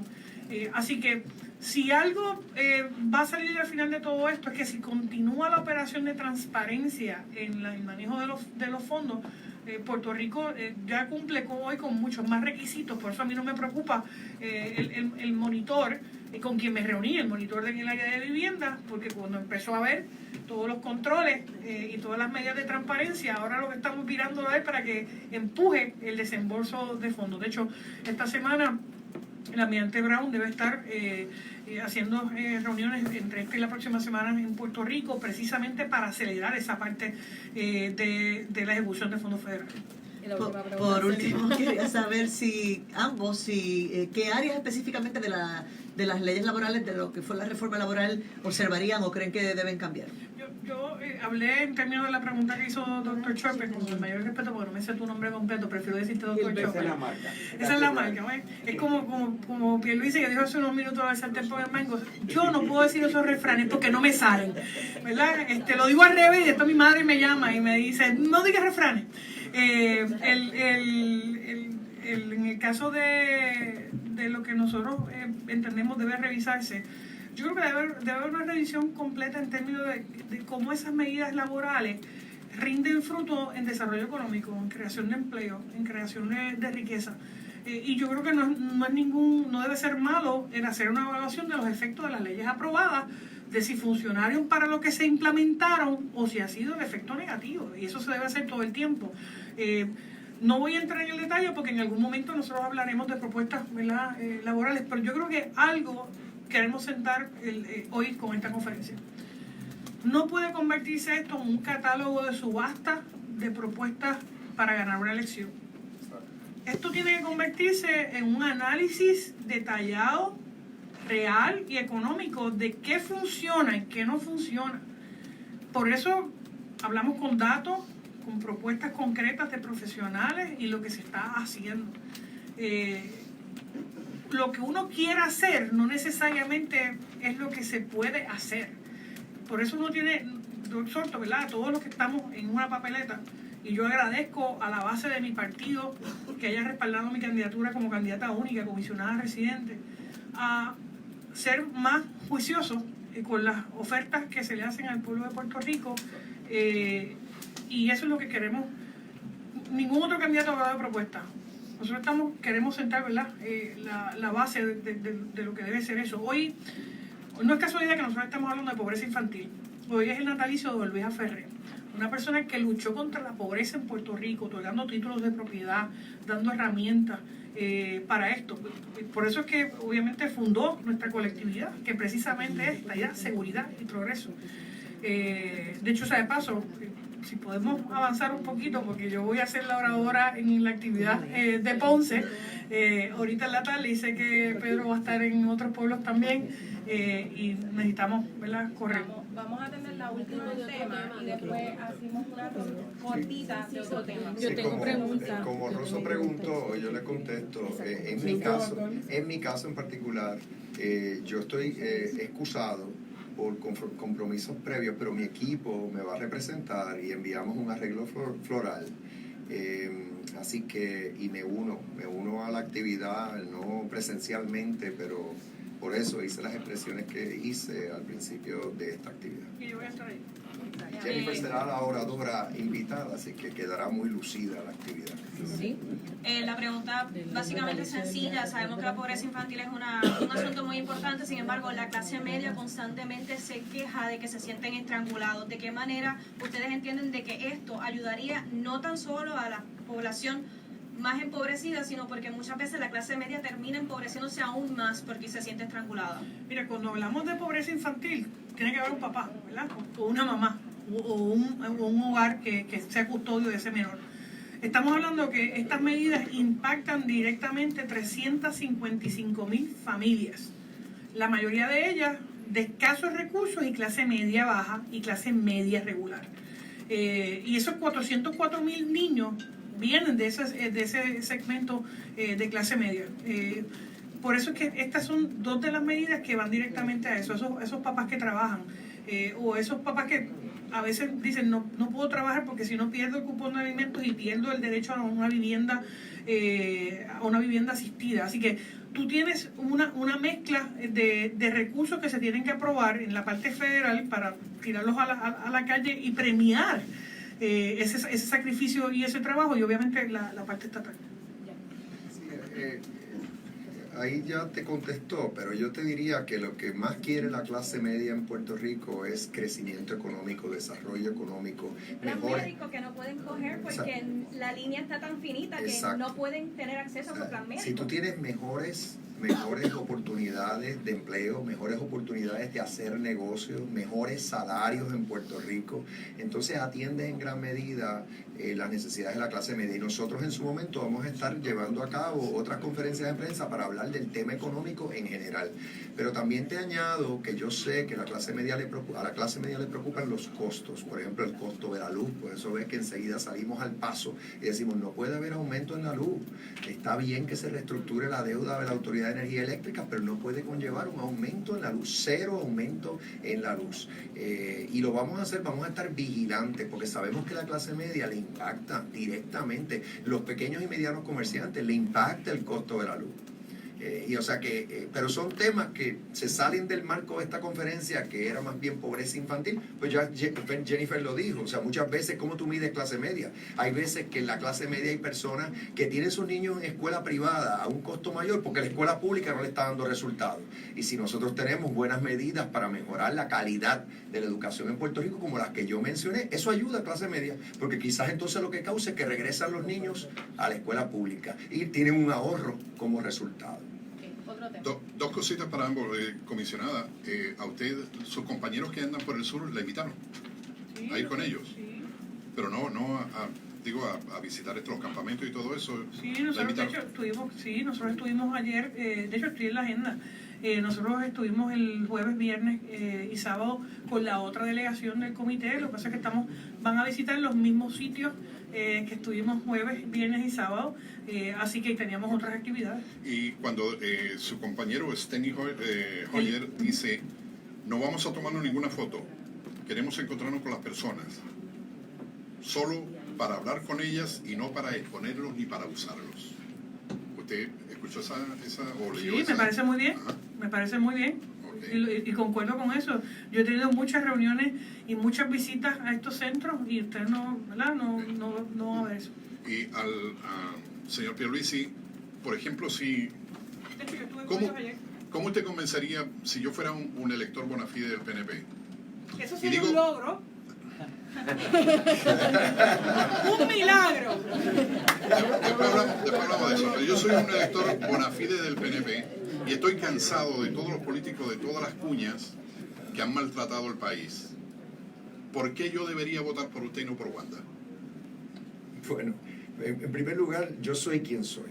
A mis 60 años puedo mejorar como cualquier ser humano, pero ya el pueblo me conoce, sabe cuál es mi estilo. Sabe que siempre mi mensaje es un mensaje de altura. Lo cortés no quita lo valiente. Creo que lo que he tratado de hacer es emular el ejemplo que nos dejó don Luis Aferré en mi manera de ser. El pueblo sabe que yo siempre trato de ser justo. Busco la mejor solución a los problemas que se me presentan. Soy muy pragmático. No soy un político típico. No hablo con estribillo. Incluso como asesor de la Junta. Hablo en arroz y habichuela y contesto todo lo que se me pregunta, para bien o mal, desde el punto de vista político. En cuanto a la Junta, es que lo vuelvo y lo repito, es un atributo, no es algo negativo, la relación que yo tuve con esa Junta, porque sé cómo convencer a la Junta, sé cómo hacerle los planteamientos a la Junta. A fin de cuentas, pues, hasta participé en el proceso de su creación, no porque yo quisiera, sino porque no hubo remedio, dada la quiebra causada en gran medida por la administración del Partido Popular en aquel entonces. Así que es lo que es, y el pueblo en su momento va a comparar mi manera de ser, lo que yo traigo a la mesa, con lo que ofrezcan los demás, sean quienes sean.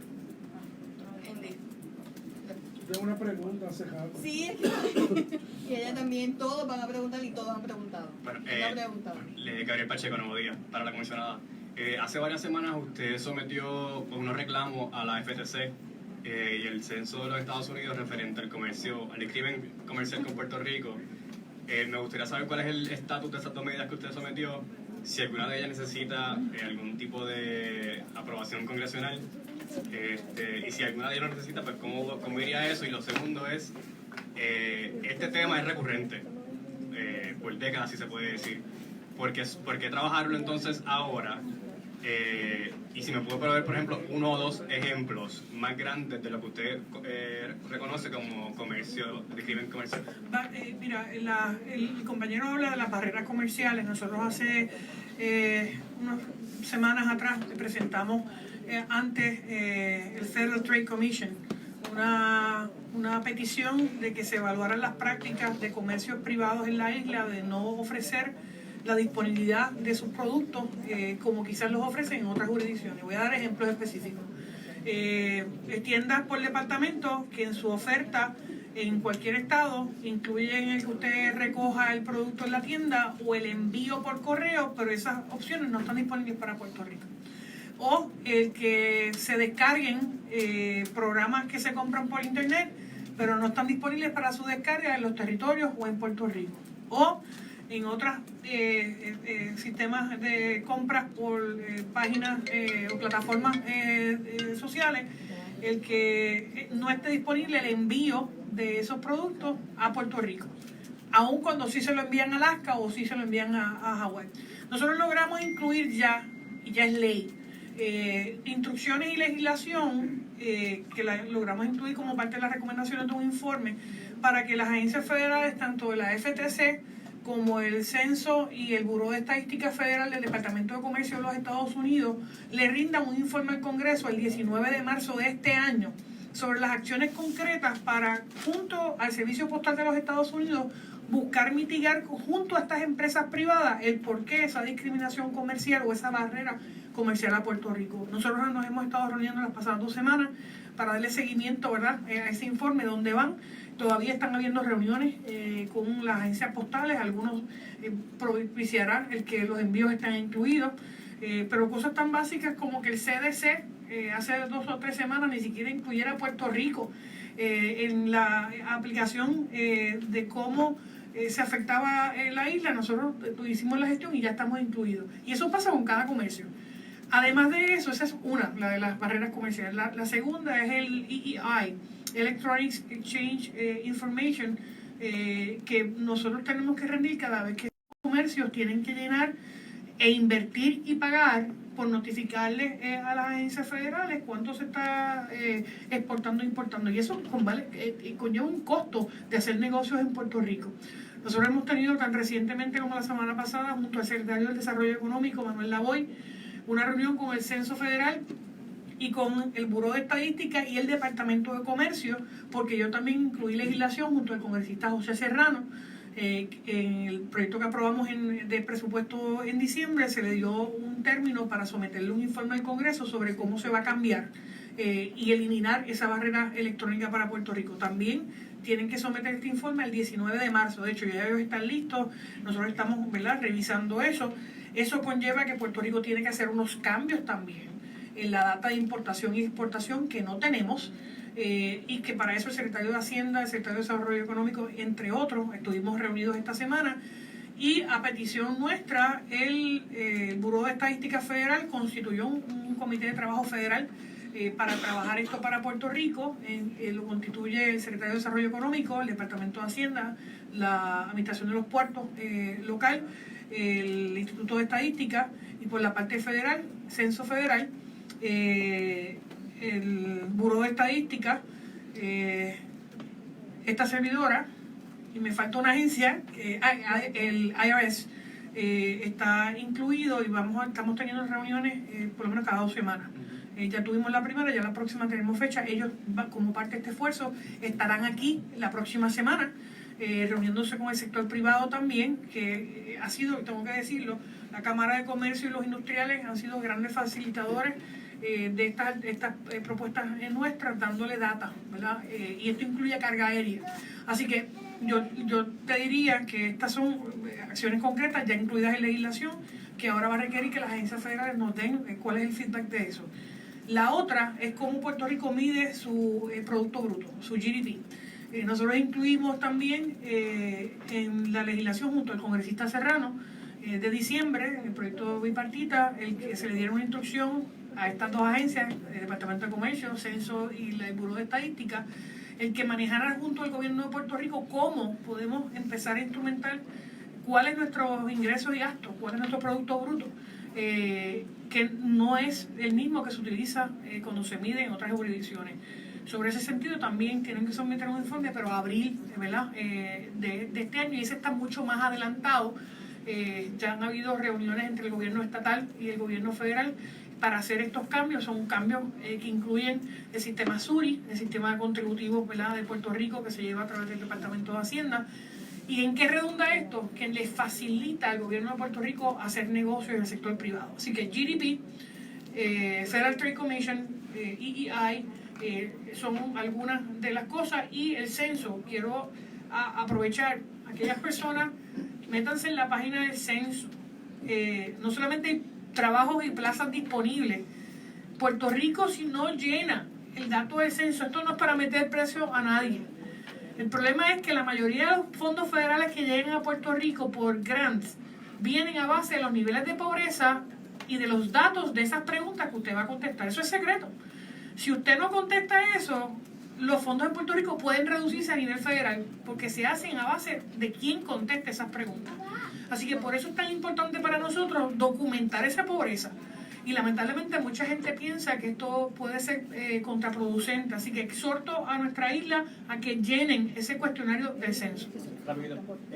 Lo que no me queda claro es cuál es su percepción en cuanto a todo esto que se está dando, porque yo he hablado con otros expertos en el tema y no me dicen que hay una ley que los obligue a los comercios de X o Y estado a darle servicio. Mucho de esto es desconocimiento. Desconocimiento de las rutas postales. Desconocimiento de los servicios que están disponibles, porque por ejemplo en algunos casos te lo envían a Islas Vírgenes y no a Puerto Rico, y en otros casos y en otras cosas viceversa. Walmart te envía a Islas Vírgenes, pero a Puerto Rico. Puedo hablarte de Best Buy, puedo hablarte de Home Depot, puedo hablarte de Amazon, que tiene unas disposiciones que no aplican a Puerto Rico y que antes aplicaban menos, han ido cambiando a base de que el Departamento de Comercio, el Federal Trade Commission, se sienta, ¿verdad?, con estos establecimientos, y se van a lograr cambiar. Mucho es desconocimiento de esas rutas y de esas alternativas, y Puerto Rico hoy recibe, hemos tenido la oportunidad de reunirnos con las 4 grandes compañías de envío a la isla, con quienes estamos trabajando las iniciativas de carga aérea, y de hecho ellos han respaldado todos el que Puerto Rico se convierta en un hub de carga aérea. Eva. Sí, muchas gracias. Yo tengo 2 o 3 preguntitas y perdone. Sí, la voy a hacer toda corrida. Esta pregunta es para el comisionado. Usted dice que usted que está bien reestructurar la deuda de la Autoridad de Energía Eléctrica, pero que no debe haber un aumento de la luz, y quería preguntarle si usted tiene una propuesta, cómo usted va a hacer para que la Junta quizás renegocie ese acuerdo para que no haya un aumento de luz, y quería preguntarle qué usted piensa del acuerdo reciente para el gobierno central, que reduce la deuda de 35,000 millones.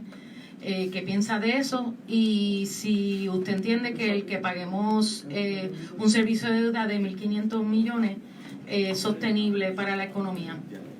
Bueno, en cuanto a la Autoridad de Energía Eléctrica, lo que yo pienso que hay que hacer es mejorar el acuerdo, tan sencillo como eso, para que no conlleve un aumento en la tarifa de la luz. Esa negociación está en manos de la Junta. O esa negociación en potencia está en manos de la Junta, y pues deben lograrlo. Por otro lado, también algo que se puede hacer es certificar, que ajorar todas esas eficiencias que están pendientes, lograr los ahorros que están pendientes en la autoridad, para entonces poder certificar que esos ahorros y esas eficiencias y esos cambios de combustible y el uso de energía renovable va a más que compensar o equiparar el cargo por transición que se está proponiendo. Lo importante en Arroyo Habichuela es que no haya aumento. Y si va a haber aumento en el Puerto Rico de hoy, después de ese terremoto, con los retos que tenemos, es que no hace sentido para la población en general, no hace sentido para los comercios en Puerto Rico, las industrias, no hace sentido. Tienen que hacer lo que tengan que hacer para que no conlleve un aumento esa reestructuración. En cuanto al plan de reestructuración de la deuda, más bien del gobierno central, los bonos de obligación general, ahí mi posición es la misma que he tenido desde que declaré ante la Cámara de Representantes a final del mes de julio del año pasado, y he seguido consistentemente diciendo, no deben reducir las pensiones. ¿Y por qué? Porque ya hubo una reforma radical del principal sistema de pensiones públicas en Puerto Rico en el año 2013 en la administración del Partido Popular en aquel entonces. Y ya se afectaron significativamente las pensiones de la gran mayoría de un número bien significativo de empleados públicos en Puerto Rico, con unos ahorros enormes. Entonces, no es necesario, no es justo, no es razonable volver a reducir las pensiones. Es como que se le olvidó a la Junta y a todos los concernidos de que ya se cambió el sistema de pensiones en Puerto Rico. En aquel entonces no se cambió la deuda. En aquel entonces los acreedores no sufrieron ningún recorte. ¿Por qué si ya los pensionados sufrieron ese recorte en aquel entonces, eso quedó en el olvido? Mi posición es no, que cero recortes en las pensiones. El resto del acuerdo, eso se ha negociado, lleva tiempo negociándose, conlleva una reducción sustancial en el pago de la deuda. En cuanto a los 1.500 millones de dólares, entiendo que esa cifra es manejable. Sí entiendo que si hacemos todo lo que tenemos que hacer en Puerto Rico, reformar el gobierno, seguir reformando el gobierno, seguir buscando que sea costo eficiente, seguir incentivando nuestra economía, más que nada, obtenemos los fondos para reconstruir a Puerto Rico y los utilizamos bien, que es lo que dije, la oportunidad que tenemos de reconstruir a Puerto Rico luego del embate de María. Si hacemos todas estas cosas, seguro que esa cantidad es manejable. Oye, esa cantidad es muy inferior a lo que estuviéramos pagando si no se reestructura la deuda. Donde yo planto bandera, y no ahora, desde que salía la vida pública nuevamente a final de julio del año pasado, es en cuanto a los pensionados. Cero recorta las pensiones. Mire, pero hay un sector que alega que estos acuerdos se pueden aprobar sin por encima de la legislatura, sin tener hay un sector que dice que si la jueza lo aprueba, aunque usted se oponga o la gobernadora actual se oponga, hay un sector que está alegando que si la jueza lo aprueba sería una ley federal que obligaría al gobierno. Sí, ya esas son cuestiones jurídicas, obviamente hay que esperar a ver cuál es la decisión de la juez, cuáles son los pormenores de esa decisión y no podemos cruzar ese puente hasta llegar a él. Pero el planteamiento ahora, el planteamiento de siempre, en mi caso ha sido cero recortadas pensiones. Vamos con dos últimas preguntitas. Ayer trascendió de que supuestamente la gobernadora no atendió a los congresistas que estaban aquí de visita. Lo que dicen en los pasillos es que estaban en una actividad de fundraising. La pregunta para ustedes es, número uno, ¿qué les parece el que la gobernadora no haya recibido a los congresistas? Y número dos, si ustedes ya se reunieron o tienen planes de reunirse con los congresistas que están ahora mismo en Puerto Rico. Yo estuve ayer en esa reunión como parte de la delegación congresional. Tuvimos una reunión con el gabinete sobre la parte de recuperación, hubo 2 reuniones. Estuve allí y la gobernadora no estuvo porque tuvo una emergencia familiar con su señora madre. Así que yo creo que uno tiene que... Hay cosas que van por encima de la función pública. Cuando tu familia tiene una situación de emergencia, hay que atenderla. Y tengo que decir que la gobernadora habló conmigo previo, porque tuvo que salir de emergencia de la Fortaleza, ya estaba allí, a atender esa situación de emergencia y así mismo fue discutido con los miembros de la delegación. Hay una cuestión de privacidad, pero yo hubiera hecho exactamente lo mismo si hubiera estado en los zapatos de la gobernadora cuando tú tienes una emergencia familiar. Así que esa fue la única razón por la que no estuvo allí. Todavía está manejando parte, ¿verdad?, de esa emergencia y todos los miembros de la delegación entendieron, ¿verdad?, perfectamente. En mi caso, esa es una visita oficial de esos miembros del Congreso. Yo tengo una amistad hace muchos años con el líder de la mayoría en la Cámara Federal, el congresista Steny Hoyer, y temprano esta mañana compartí con él informalmente debido a esa amistad que tenemos, pero realmente eso es una visita oficial. Pero sí, hubo una reunión con usted. Pero informal, o sea, por la amistad que tenemos, porque no fui parte de esa agenda, porque es una agenda oficial y otra vez yo todavía no soy incumbente. Sobre esa visita, estas visitas son bien importantes para la isla. El viernes pasado estuvo aquí el presidente del Comité de Transportación de la Cámara Federal de FASIC, junto a una delegación bipartita, que teníamos casi 12 congresistas, que visitamos primero todas las reuniones en la zona metropolitana el lunes, visitas al cuerpo de ingenieros, porque este comité del que yo soy parte manejamos los fondos de reconstrucción y los fondos asignados al cuerpo de ingenieros, entre los que fuimos a Puerto Nuevo, a la canalización del río Puerto Nuevo, los problemas que estamos enfrentando en términos de permisología local, por dar un ejemplo. Y el sábado estuvimos en todos los pueblos de la zona sur. De hecho, tuvimos un almuerzo con un grupo de 10 alcaldes y partidos que trajeron iniciativas y tuvieron esta comunicación directa. Ayer y hoy, ¿verdad? Es la visita de esta segunda delegación congresional, esta es completamente demócrata, pero es importante y nosotros vamos a seguir trayendo, ¿verdad?, congresistas, porque esto es lo que nos ayuda. ¿Cuál fue el feedback? ¿De qué? De ellos, en la reunión de anoche. Ayer hubo dos. La primera es obviamente la preocupación de los requerimientos que se imponen en unas áreas que hace que se alargue el proceso de desembolso. En eso había una preocupación de si se necesitaba legislación adicional.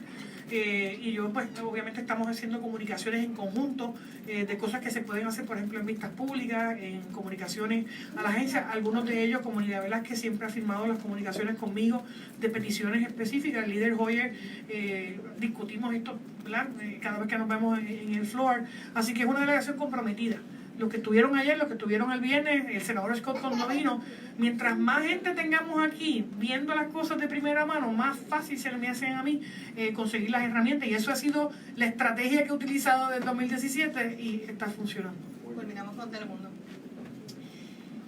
Mi pregunta es para usted, Pierluisi, y quisiera que me diera su impresión sobre cada vez más los manifestantes, ¿verdad?, entran a los sitios públicos donde están los candidatos o los políticos y le hacen sus manifestaciones, ¿verdad? Algunas no vamos a adjudicar, ¿verdad?, si está bien o está mal. Quiero que me diga usted qué pensó del cacerolazo ese que le hizo un ciudadano en Melanzana recientemente, que lo vimos en las redes. Sí, quisiera que nos dijera. No fue en ese establecimiento que tú mencionas, fue en otro cercano. Fue muy breve, fue una sola persona. Es realmente la primera vez que eso sucede conmigo y duró muy poco porque realmente los que estaban allí no les agradó en nada el incidente, pero yo reconozco que eso es parte de la democracia. Yo la verdad que yo no despierto ese ánimo por regla general. Pero lo respeto, fue muy corto, muy corto. ¿Cuál era el planteamiento de él? En realidad lo que hizo fue escándalo un momento y duró muy poco porque no fue del agrado de los que estaban allí en el lugar, que es un lugar que yo frecuento, es muy agradable, pero al mismo tiempo todos están en su derecho, siempre y cuando no haya una alteración de la paz o menos aún violencia, pueden expresarse como quieran, eso es parte de la democracia. Gracias. Sí, no. Pero ya que están cortando las preguntas, pues yo no las hago. Así es fácil. Ellos son los que se quedan sin el espacio, no yo. Tengo que hacer un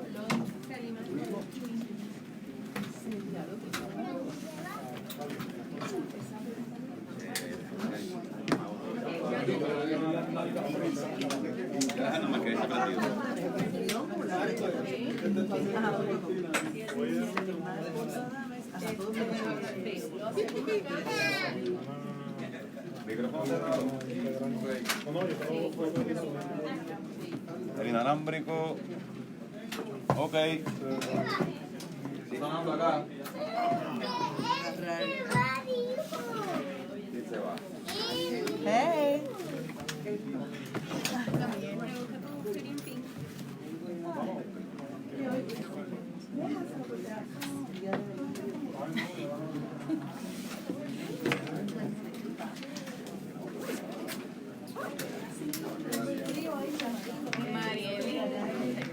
Por eso.